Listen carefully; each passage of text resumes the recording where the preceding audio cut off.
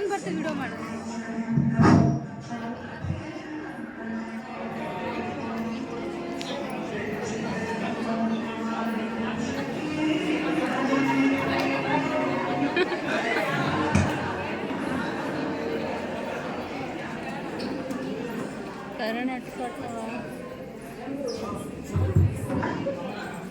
ಗೆಳೆಯ ಕರ್ಣ, ನಿನಗೆ ಜಯವಾಗಲಿ. ಈ ಮಹಾಭಾರತ ಮಹಾಸಂಗ್ರಾಮವು 15 ದಿನಗಳ ಕಾಲ ಕಳೆದಿವೆ. 10 ದಿನಗಳ ಕಾಲ ಭೀಷ್ಮ ಪಿತಾಮಹರು ಸೇನಾಧಿಪತಿಯಾಗಿ ಶಿಖಂಡಿಯ ಎದುರು ಶಸ್ತ್ರಗಳನ್ನು ತ್ಯಾಗ ಮಾಡಿ ಬಾಣಗಳ ಮೇಲೆ ಮಲಗಿದ್ದಾರೆ. ಇನ್ನು ರಾಜಗುರು ದ್ರೋಣಾಚಾರ್ಯರು 5 ದಿನಗಳ ಕಾಲ ಯುದ್ಧವನ್ನು ಮುನ್ನಡೆಸಿದ್ದಾರೆ. ಆದರೆ ಧರ್ಮರಾಜ ಅಶ್ವಥ ಎಂಬ ಸತ್ತಾನೇನು ಅಶ್ವತ್ಥಾಮ ಹತಃ ಎಂದಾಗ ತನ್ನ ಮಗನೇ ಎಂದು ತಿಳಿದ ದ್ರೋಣರು ಶಸ್ತ್ರಗಳನ್ನು ತ್ಯಾಗ ಮಾಡಿದರು. ತಂದೆಯನ್ನು ಕೊಂದ ಸೇಡಿಗೆ ದೃಷ್ಟದುಮ್ಮನು ವೇಗವಾಗಿ ಬಂದವನೇ ದ್ರೋಣರ ತಲೆಯನ್ನು ಕಡಿದು ಹಾಕಿದ. ಇದು ಕೂಡ ಕೃಷ್ಣನ ಕುತಂತ್ರ ಅಲ್ಲವೇ? ಅತಿರಥ ಮಹಾರಥ ಗುರು ಹಿರಿಯರನ್ನು ಮೋಸದಿಂದ ಕೊಂದಿದ್ದಾರೆ. ಗೆಳೆಯ ಸೇನಾಧಿಪತಿ ಕರ್ಣ, ಎಚ್ಚರಿಕೆಯಿಂದಿರು.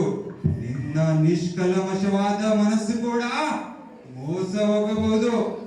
ಗೆಳೆಯ ಸುಯೋಧನ, ನೀನು ನಿಶ್ಚಿಂತೆಯಿಂದ ಇರು. ನನ್ನ ಪರಾಕ್ರಮದ ಮುಂದವರೆ ಯಾವ ಕುಡ್ಲತೆ ನಡೆಯದು.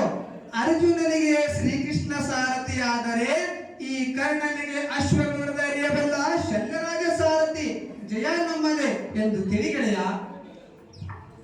ಭಲೇ ಕರ್ಣ, ಮೆಚ್ಚಿದೆ.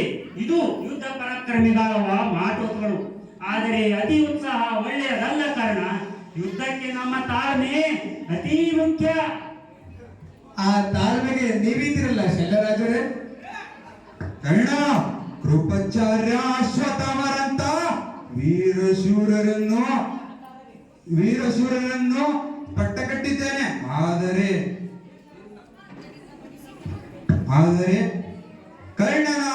ಕರ್ಣನ ಸೇನಾಧಿಪತ್ಯದಲ್ಲಿ ತಾನು ಯುದ್ಧ ಮಾಡುವುದಿಲ್ಲವೆಂದು ಗುರುಸುತ ಅಶ್ವತ್ಥಾಮ ಕರ್ಣನ ಸೇನಾಧಿಪತ್ಯದಲ್ಲಿ ತಾನು ಯುದ್ಧ ಮಾಡುವುದಿಲ್ಲವೆಂದು ಯುದ್ಧವನ್ನು ತಿಳಿಸಿದ್ದಾನೆ.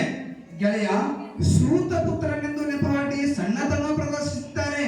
ನನ್ನಂತಹ ಸೂತ ಪುತ್ರನಿಗೆ ಮಿತ್ರನಾಗಿ ಅಂಗರಾಜನಿಗೆ ಸೇನಾಧಿಪತಿಯನ್ನಿಗೆ ಮಾಡಿದ್ದು ನಿನ್ನ ದೊಡ್ಡ ಗುಣ. ಜಾತಿಗಿಂತ ಪ್ರೀತಿ ಮಿಗಿಲು, ಪ್ರೀತಿಗಿಂತ ಸ್ನೇಹ ಮಿಗಿಲು ಎಂಬುದು ಅವರಿಗೆ ತಿಳಿಯದು ಗೆಳೆಯ. ನನ್ನ ನಿನ್ನ ಸ್ನೇಹ ಎಲ್ಲದಕ್ಕೂ ಮೀರಿತು. ಈ ಸಂಗ್ರಾಮದ ಸಮರ್ಥ ಸೇನಾನಿ ನೀನು. ಅವರಿಬ್ಬರಿಗಿಂತ ಪರಾಕ್ರಮ ಯೋಗ್ಯತೆ ನಿನ್ನಲ್ಲಿದೆ ಕರ್ಣ. ಗೆಳೆಯ ಸುಯೋಧನ, ಈ ಜೀವ ಬದುಕಿರುವವರೆಗೂ ನಿನಗೆ ನಾನೇ ಕಾವಲು. ನೀನು ನನ್ನ ಮೇಲೆ ಇಟ್ಟ ನಂಬಿಕೆಗೆ ನಾನು ಯಾವತ್ತೂ ಚಿರಋಣಿಯಾಗಿರುತ್ತೇನೆ. ನೋಡುತ್ತೀರಿ ಗೆಳೆಯ, ಈ ಮಹಾಭಾರತ ಮಹಾಸಂಗ್ರಾಮ ಈ ಕರ್ಣನಿಂದಲೇ ಅಂತ್ಯವಾಗುತ್ತದೆ. ಈ ನಿನ್ನ ಯುದ್ಧದ ಉತ್ಸಾಹವೇ ನಮಗೆ ಅರ್ಧ ಜಯವನ್ನು ತಂದಂತಿದೆ. ಜಯಶಾಲಿಯಾಗಿ ಬಾ.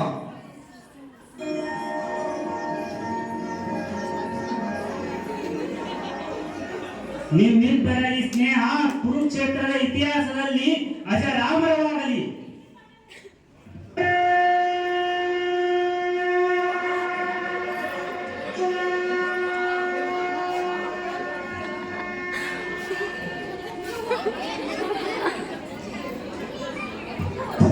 ಸಾರಥಿ ಶಲ್ಯರಾಜ, ಪಾಂಡವರ ಸೇನೆಯತ್ತ ನಮ್ಮ ರಥ ಮುನ್ನುಗ್ಗಲಿ. ಯಾಕೋ ಗೊತ್ತಿಲ್ಲ, ಇಂದು ಮನಸ್ಸು ತುಂಬಾ ಬಾಗುತ್ತಿದೆ, ಅಳಕುತ್ತಿದೆ. ಶಲ್ಯರಾಜರೇ, ಚಂಚಲನಾಗದಿರು ಕರ್ಣ. ಇದು ಯುದ್ಧದ ಸಮಯ. ಯುದ್ಧಕ್ಕೆ ಬಾಹ್ಯ ಸಿದ್ಧತೆಗಿಂತ ಆಂತರಿಕ ಸಿದ್ಧತೆಯೂ ಬೇಕು. ಎಲ್ಲಾ ಸಿದ್ಧತೆಗಳಿಂದು ಧನುರ್ವಿದ್ಯ ಗುರು ಪರಶುರಾಮರು ನೆನಪಿಗೆ ಬರುತ್ತಿದ್ದಾರೆ. ಗುರುವನ್ನು ಸಕಾಲದಲ್ಲಿ ನೆನೆಯುವುದು ಉತ್ತಮ ಶಿಷ್ಯನ ಲಕ್ಷಣ. ನಾನು ಅವನಿಗೆ ಉತ್ತಮ ಶಿಷ್ಯನಾಗಲೇ ಇಲ್ಲ. ನೀನು ಉತ್ತಮ ಶಿಷ್ಯನಾಗದೇ ಇದ್ದರೆ ಇಷ್ಟು ದೊಡ್ಡ ಧನುರ್ಧಾರಿಯಾಗಲು ಸಾಧ್ಯವಿತ್ತೇ ಕರ್ಣ? ಹೌದು, ಇಚ್ಛಾಮಣಿ ಭೀಷ್ಮ, ಆಚಾರ್ಯ ದ್ರೋಣ, ಆದಿಯಾಗಿ ಗುರು ಪರಶುರಾಮರ ಶಿಷ್ಯರೇ. ನನ್ನಂತ ಸೂತನಿಗೆ ಗುರುವಾದ ಭಾರ್ಗವರಾಮರ ಬಗ್ಗೆ ತೀವ್ರವಾದ ಹೆಮ್ಮೆಯಿದೆ. ಆದರೆ ನಾನು ಅದೃಷ್ಟಹೀನ. ಜಗತ್ತಿನ ಅತಿ ಶ್ರೇಷ್ಠ ಧನುರ್ವಿದ್ಯಾ ಗುರು ಭಾರ್ಗವರಾಮನ ಶಿಷ್ಯನಾಗಿಯೂ ಅದೃಷ್ಟಹೀನನೇ? ವಿಚಿತ್ರವಾಗಿದೆ. ಆದರೂ ಕುತೂಹಲಕ್ಕಾಗಿ ಕೇಳಿದೆ, ಹೇಳು ನಿನ್ನ ವೃತ್ತಾಂತ. ಕೇಳು ನನ್ನ ಅಸ್ತ್ರವಂತ ಅಂಶ.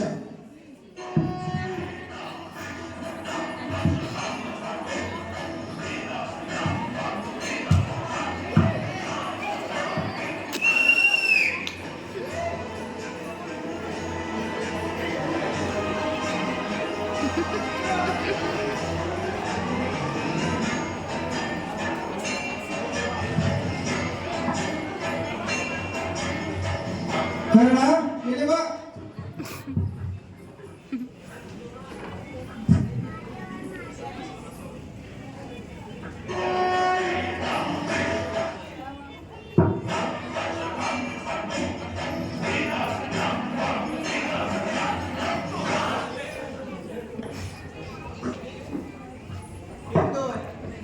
ಕರ್ಣ, ಇಂದು ವಿದ್ಯಾಭ್ಯಾಸದ ಕೊನೆಯ ದಿನವಲ್ಲವೇ ಕರ್ಣ?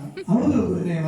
ಕರ್ಣ, ನಿನ್ನ ನಿರ್ಮಲ ಅಂತಃಕರಣದ ಸೇವೆ, ವಿನಯ, ಭಕ್ತಿ, ಸಂಪತ್ತು ನನ್ನ ಹೃದಯವನ್ನು ಸೆಳೆಗೊಂಡಿದೆ. ನಿನ್ನ ಮೇಲಿನ ಅಗಾಧವಾದ ವಾತ್ಸಲ್ಯದಿಂದ ನಿನಗಿಂದು ಅಮೋಘವಾದ ಮಹಾಮಂತ್ರ ಪೂರಿತ ಮರಕೋಸರನ್ನು ಉಪದೇಶಿಸುತ್ತೇನೆ. ಇಲ್ಲಿವರೆಗೂ ಭೀಷ್ಮ ದ್ರೋಣರು ಸಹ ಕಲಿಸಿದಿಲ್ಲ. ನಾನು ಹೇಳಿದಂತೆ ಉಪವಾಸ ವೃತ್ತ ಆಚರಿಸಿದಲ್ಲವೇ? ಹೌದು ಗುರುದೇವ. ಪ್ರಾತಃ ಕರ್ಮಗಳೆಲ್ಲ ವಿಧಿವತ್ತವಾಗಿ ಪೂರೈಸಿ ಬಂದಿದ್ದೇನೆ ಎಂದು. ಅದೇ ಕಥಿತನಾಗು. ಕಾರಣ ಇದು ನಿನಗೆ ಕೊನೆಯ ಉಪದೇಶ. ಸರ್ವ ವಿದ್ಯೆಯನ್ನು ಸತ್ಯ ಸಾಧನೆಗಾಗಿ, ಧರ್ಮ ರಕ್ಷಣೆಗಾಗಿ ಉಪಯೋಗಿಸು. ಗುರುದೇವ, ತಾವು ತೋರಿಸಿದ ಪ್ರೀತಿ, ಕಲಿಸಿದ ವಿದ್ಯೆ ನನ್ನನ್ನು ಶಿಲೆಯನ್ನಾಗಿ ಪರಿವರ್ತಿಸಿದೆ. ಈ ಋಣಾನುಭಾರ ನಾನೆಂತಲೂ ತೀರಿಸಲಿ ಗುರುದೇವ. ಕ್ಷತ್ರಿಯ ಕುಲ ಸಂಹಾರವೇ ಗುರು ದಕ್ಷಿಣೆ. ನೀನು ನನಗೆ ತೀರಿಸುವ ಋಣಭಾರ. ಮನಸ್ಸಿನ ನೆಮ್ಮದಿಗಾಗಿ ತುಸು ಇಲ್ಲೇ ವಿರಮಿಸುತ್ತೇನೆ. ಬನ್ನಿ ಗುರುದೇವ.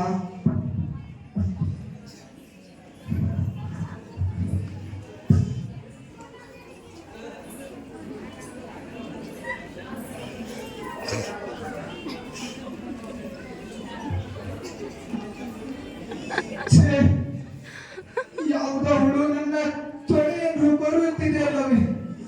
ಆಹಾ, ಎಂತ ಭೀಕರವಾದ ನೋವು. ಕಾಲು ಅಲುಗಿಸಿದರೆ ಗುರುವಿಗೆ ನಿದ್ರಾಭಂಗವಾಗುತ್ತದೆ. ಇರಲಿ, ಸಹಿಸುತ್ತೇನೆ. ಆ ಗುರುದೇವ,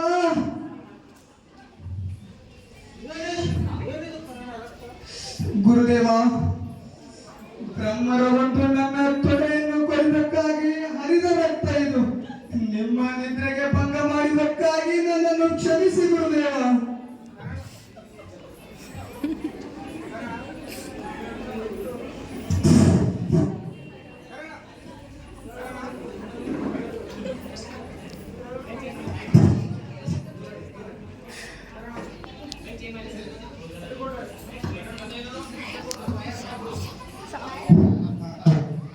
ಕರ್ಣ, ನಿಜ ಹೇಳು, ನೀನು ಬ್ರಾಹ್ಮಣವೋ ಬ್ರಾಹ್ಮಣ ವೇಷಧಾರಿಯೋ?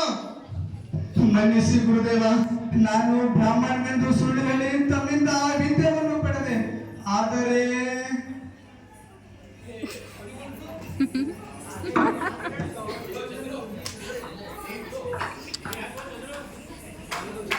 ಮನ್ನಿಸಿ ಗುರುದೇವ, ನಾನು ಬ್ರಾಹ್ಮಣನೆಂದು ಸುಳ್ಳು ಹೇಳಿ ತಮ್ಮಿಂದ ಆ ವಿದ್ಯೆಯನ್ನು ಪಡೆದೆ. ಆದರೆ ನೀನು ಬ್ರಾಹ್ಮಣನಾಗಲಿಕ್ಕೆ ಸಾಧ್ಯವಿಲ್ಲ. ಬ್ರಾಹ್ಮಣ ಸ್ವಭಾವವೆಂದು ನಾನು ಬಲ್ಲೆ. ಇದೇ ಕೇಳು, ಗುರುವನ್ನು ವಂಚಿಸಿ ಕಲಿತ ವಿದ್ಯೆ ಹಸ್ತಪ್ರಯೋಗ ಕಾಲದಲ್ಲಿ ಅದು ಮರೆಮಾಚಲಿ. ಇದೇ ನಿನಗೆ ಗುರುದ್ರೋಹದ ಶಿಕ್ಷೆ. ಈ ಕ್ಷಣದಿಂದಲೇ ಹೊರಟು ಹೋಗು. ಅಯ್ಯೋ ಗುರುದೇವ, ಗುರುದೇವ ನಿಲ್ಲಿ. ನನ್ನ ಈ ಅಪರಾಧವನ್ನು ತಾವುಗಳು ಮನ್ನಿಸಬೇಕು. ದುರ್ದೈವಿ ನಾನು. ನಾನು ಜಾತಿಯಲ್ಲಿ ಬ್ರಾಹ್ಮಣನೂ ಅಲ್ಲ, ಕ್ಷತ್ರಿಯನೂ ಅಲ್ಲ. ಕ್ಷತ್ರಿಯನೂ ಅಲ್ಲ? ಅಲ್ಲ ಗುರುದೇವ, ನಾನು ಸೂತಕ. ಆದಿರಥ ನನ್ನ ತಂದೆ, ರಾಧೆಯು ನನ್ನ ತಾಯಿ. ನಾನು ಹೀನ ಕುಲದವನು ಗುರುದೇವ. ಅಯ್ಯೋ ಕರ್ಣ, ನನ್ನ ತಾಯಿ ತಲೆ ಕಡೆದಾಗಲು ಕರಗದ ನನ್ನ ಹೃದಯ ನಿನಗಾಗಿ ಮರುವುದು ಕರುಣಾಜನ. ನೀನೊಬ್ಬ ಅದೃಷ್ಟಹೀನ. ಕಾಲ ಮಿಂಚಿ ಹೋಯಿತು. ನನ್ನ ಮನಸ್ಸೆಲ್ಲ ಮಾಯವಾಗಲಿ. ಕೇಳು, ನೀನು ನನ್ನ ಶಾಪಕ್ಕೊಳಗಾದರೆ ನಿನ್ನ ಪರಾಕ್ರಮ ಸ್ವಯಂಬುದ್ಧಿ ಜ್ಞಾನಗಳಿಂದ ಭಾರತದ ಮಹಾಚರಿತ್ರೆಯಲ್ಲಿ ಮಹಾನಾಯಕನಾಗಿ ಕೀರ್ತಿವಂತನಾಗು. ನಿನಗೆ ಮಂಗಳವಾಗಲಿ. ಧನ್ಯನಾದೆ ಗುರುದೇವ. ಅಡಿಯ ನಂಬಿದವರ ಪೊರೆಯ ಬೀಳುದನು ನೀನು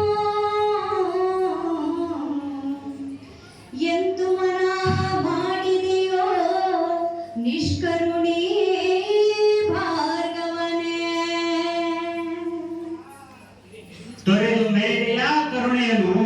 ಇದು ಗುರುವಿನ ಆಶೀರ್ವಾದ. ಆಶೀರ್ವಾದ ಕೇಳಿದಿರು ಶಲ್ಯರಾಜ, ಮುಂದಿನ ಗತಿಯ ಮತ್ತೆ ದುಃಖತ್ತನ್ನು ಮೆರೀತಿಯಲ್ಲ ಬಾಳ ಗತಿಯು.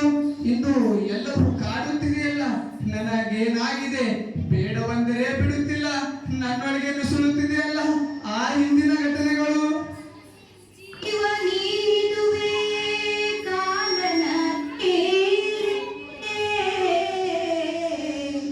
ಮಾಧವದೋ ಸ್ಮೃತಿ ಉಯ್ಯಾಲೆ ವೃಂದಾವನದೊಳು ಕುಂಜನಿ ಕುಂಜದಿ ನಲಿದವು ಕೋಮಲ ಸಮಪಾದ ಯಮುನಾ ಜಲದಲ್ಲಿ ತೇಲು ತೇಲಿಸುತ್ತ ಉಳಿದವು ಮೃದು ವೇಣು ನೀನಾದ ಜೀವನಿದುವೆ ಕಾಲನ ಲೀಲೆ ಕಾಲನ ಲೀಲೆ ಕಾಲನ ಲೀಲೆ.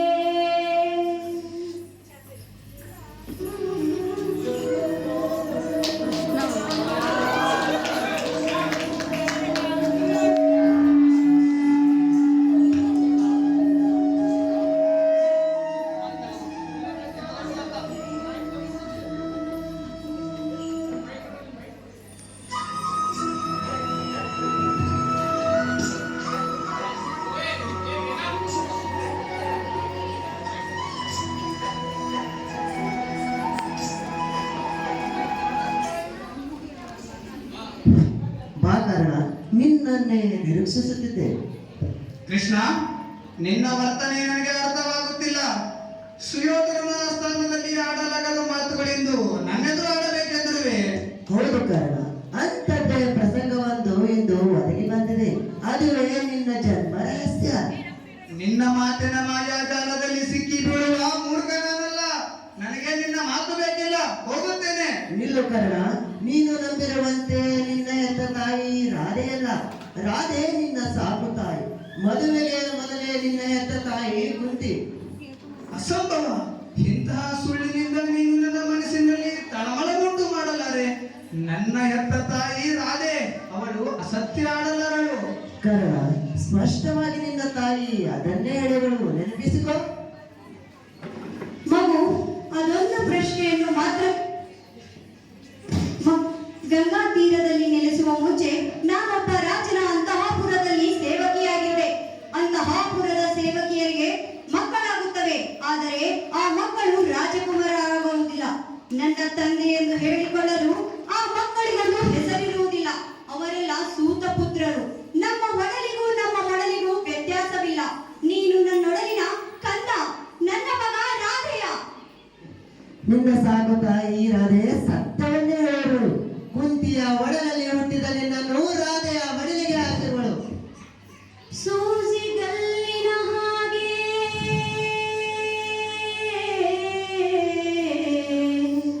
ದನಿಮನ ಸೆಳೆಯುತ್ತಿದೆ ಸೆಳೆಯುತ್ತಿದೆ.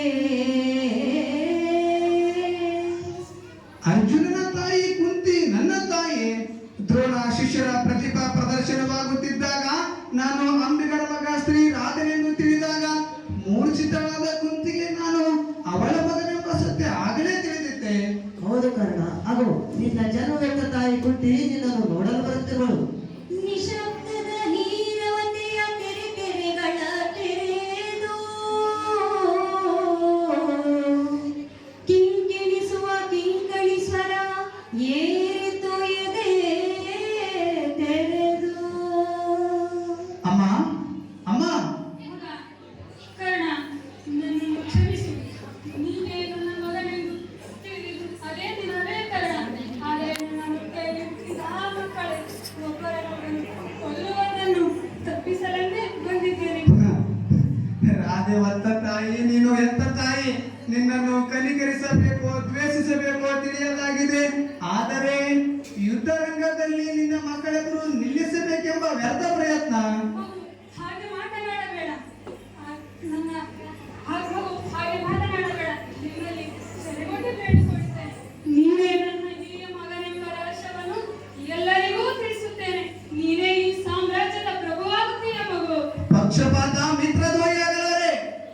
ತಾಯಿ, ಇದು ನನ್ನಿಂದ ಮಾತ್ರ ಸಾಧ್ಯವೇ ಇಲ್ಲ. ಹೆತ್ತ ಕರುಳಿನ ಮೇಲೆ ಕಿಂಚಿತ್ತೂ ಮಮತೆ ಇಲ್ಲವೇ ಮಗು? ಹಾಗೇಕೆ ಹೇಳುವೇನಮ್ಮ? ಈ ಜಗತ್ತಿನಲ್ಲಿ ಎಲ್ಲವನ್ನು ಕೊಟ್ಟು ಎಲ್ಲವನ್ನು ಪಡೆಯಬಹುದು, ಆದರೆ ಏನು ಕೊಡದೆ ಎಲ್ಲವನ್ನು ಪಡೆಯಬಹುದಾದರೆ ಹೆತ್ತ ಕರುಳಿನಿಂದ ಮಾತ್ರ ಸಾಧ್ಯ. ತಾಯಿ, ಈಗ ನಾನು ಮಾತೃ ಪ್ರೇಮದ ನಿರ್ಮಲ ಚಿತ್ತದಲ್ಲಿ ತೇಲಾಡುತ್ತಿದ್ದೇನೆ. ಅಮ್ಮ ಅಮ್ಮ, ಈ ಎಡಕ್ಷಣಿಗೋಸ್ಕರ ನನ್ನ ಪ್ರಾಣವನ್ನೇ ದಾರಿ ಎನ್ನುತ್ತೇನೆ. ಆದರೆ ನಿನ್ನ ಕೋರಿಕೆಗೆ ಧರ್ಮದೆಲೆಯನ್ನು ಮೀರದಿರಲಿ. ಹಾಗಾದರೆ ನಿನ್ನಲ್ಲಿ ಭಿಕ್ಷೆ ಬೇಡಲೇ ಕುಮಾರ? ಹಾಗೇಕೆ ಹೇಳುವೇನಮ್ಮ? ತಾಯಿ ಮಗನಲ್ಲಿ ಭಿಕ್ಷೆ ಬೇಡುವುದುಂಟೆ? ಹೇಳಮ್ಮ, ನಿನ್ನ ಮನದಿಗಂತವೇನು? ಮಗು ಕರ್ಣ ಸಂಗ್ರಾಮದಲ್ಲಿ ಮಹಾಪರಾಕ್ರಮಶಾಲಿ, ಇಟ್ಟ ಗುರಿ ಬದಲಾಯಿಸಲಿಯೂ ಬಿಟ್ಟ ಬಾಣ ಮರಳಿ ತೊಡಲಿಯೂ ಇದೇ ನಾನು ನಿನ್ನಲ್ಲಿ ಬೇಡುವ ಭಿಕ್ಷೆ ಕುಮಾರ. ಯಾಕಮ್ಮ, ನೇರವಾಗಿ ನನ್ನ ಪ್ರಾಣವನ್ನೇ ಕೇಳುವುದಿತ್ತಲ್ಲವೇ? ಇರಲಿ, ನಿನ್ನ ಮಗನಾಗಿ ತಿರಸ್ಕರಿಸುವ ಇಚ್ಛೆ ನನಗಿಲ್ಲ. ಇಟ್ಟ ಗುರಿ ಬದಲಾಯಿಸಲಿಲ್ಲ, ಬಿಟ್ಟ ಬಾಣ ಮನೆ ತೊಡುವುದಿಲ್ಲ. ಇದು ಈ ಕರ್ಣನ ಪ್ರತಿಜ್ಞೆ. ತಮ್ಮಂದಿರಲ್ಲೂ ಕಲ್ಲು ಮನದಲ್ಲಿ ಕೊಲ್ಲದಿರೂ ಕರ್ಣ. ನೋಡಮ್ಮ ತಾಯಿ, ನನ್ನ ಗೆಳೆಯ ಸುಯೋಧನೆಗಾಗಿ ವಚನವಿದ್ದಿದ್ದೇನೆ, ಯುದ್ಧ ರಂಗದಲ್ಲಿ ಅರ್ಜುನನ ಬಿಟ್ಟು ಉಳಿದ ನಾಲ್ವರನ್ನು ಕೊಲ್ಲುವುದಿಲ್ಲವೆಂದು. ಆದರೆ ಇದು ನನ್ನ ವಚನವಾಗಿದೆ. ಯುದ್ಧ ರಂಗದಲ್ಲಿ ಅರ್ಜುನ ರಕ್ಷಣೆ ಹೊಣೆ ನಿಮ್ಮದಾಗಿದೆ. ನಾನಿನ್ನು ಹೊರಡುತ್ತೇನಮ್ಮ, ಆಶೀರ್ವದಿಸು ತಾಯಿ.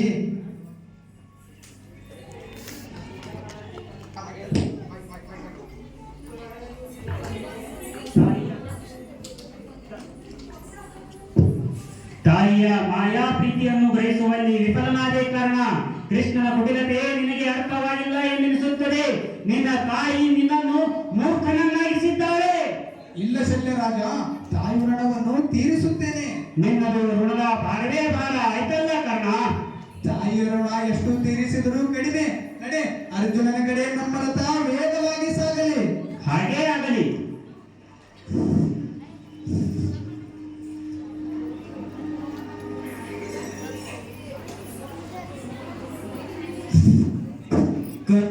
ಕರ್ಣ, ನಿಲ್ಲು ಕರ್ಣ.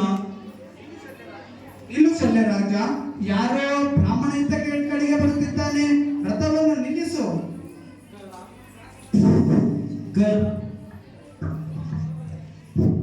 ಕರ್ಣ, ನಿನ್ನ ಬಳಿ ದೊಡ್ಡದೊಂದು ಭಿಕ್ಷೆ ಕೇಳಲು ಬಂದಿರುವೆ.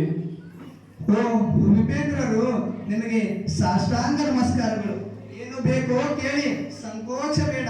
ಕರ್ಣ, ನೀನು ಖಂಡಿತವಾಗಿ ಕೊಡುತ್ತೇನೆಂದರೆ ಮಾತ್ರ ನಾನು ಕೇಳುವೆ, ಇಲ್ಲವಾದರೆ ಬೇಡ. ಈ ಕರ್ಣ ಕೊಟ್ಟ ಮಾತಿಗೆ ಎಂದು ತಪ್ಪಿದವನಲ್ಲ. ನನ್ನಲ್ಲಿದ್ದರೆ ಖಂಡಿತವಾಗಿ ಕೊಡುತ್ತೇನೆ. ಗೋವುಗಳು ಬೇಕು, ಆನೆ, ಕುದುರೆ, ಒಡವೆಗಳು ಬೇಕು, ಏನು ಬೇಕೋ ಕೇಳಿ. ಕರ್ಣ, ಗೋವು, ಆನೆ, ಕುದುರೆ, ಹಸು ತೆಗೆದುಕೊಂಡು ನಾನೇನು ಮಾಡಲಿ? ನನಗೆ ಬೇಕಾಗಿದ್ದು ಆ ನಿನ್ನ ಜನ್ಮದತ್ತವಾಗಿ ಪಡೆದುಕೊಂಡ ಕವಚ ಕುಂಡಲ ಮಾತ್ರ. ಅರ್ಜುನನಿಗೆ ಯುದ್ಧಕ್ಕೆ ಸಹಾಯ ಮಾಡಲೆಂದ ಬಂದ ಬ್ರಾಹ್ಮಣ ವೇಷಧಾರಿ ದೇವೇಂದ್ರನೇ. ಏನು ಯೋಚನೆ ಮಾಡುತ್ತಿರುವೆ ಕರ್ಣ? ನೀನು ದಾನ ಶೂರ ಕರ್ಣ ಎಂದು ಕೇಳಿದೆ. ಇರಲಿ, ನಾನಿಂದು ಬರುತ್ತೇನೆ. ನಿಲ್ಲು ಉಪೇಂದ್ರ, ನಿಲ್ಲು. ತಮಗೆ ಕವಚ ಕುಂಡಲಗಳು ಅಷ್ಟೇ ಬೇಕೋ ಮತ್ತೇನಾದರೂ ಬೇಕೋ? ನಾನು ಕೇಳಿದ್ದನ್ನು ನೀಡಿದರೆ ಸಾಕು, ಸಂತೃಪ್ತಿಯಿಂದ ಸ್ವೀಕರಿಸುತ್ತೇನೆ.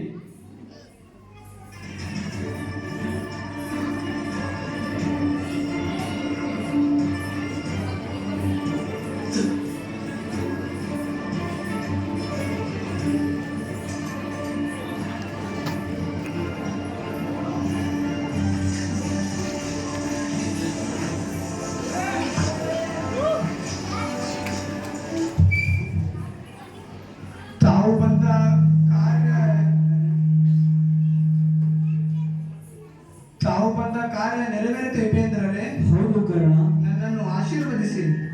ಈ ಮಹಾಭಾರತ ಚರಿತ್ರೆಯಲ್ಲಿ ನಿನ್ನ ಹೆಸರು ಅಜರಾಮರವಾಗಲಿ. ಮಾದನೇಶ್ವರ, ಕರ್ಣನ ಬಾಳಿನಲ್ಲಿ ಬಂದಂತ ದುಃಖ ಹಿಂದೆ ಬಂದದ್ದಲ್ಲ, ಮುಂದೆ ಬರುವಂತದ್ದು ಅಲ್ಲ. ಈ ದರಿದ್ರ ಜನಂಬ ಅದಿವ್ಯ ಧನುರ್ಧಯನ್ನು ಸಾರಿದವನು ಕಾಣಬೇಕು. ಇಂದು ಬಾಣಗಳ ಮೋಸ್ತ ಬೀರುವುದು ಆ ಪಾರ್ಥನ ಪೌರುಷ ಅಲ್ಲವೇ? ಕರ್ಣ, ಮೈ ಉಪ್ಪಿನಲ್ಲಿ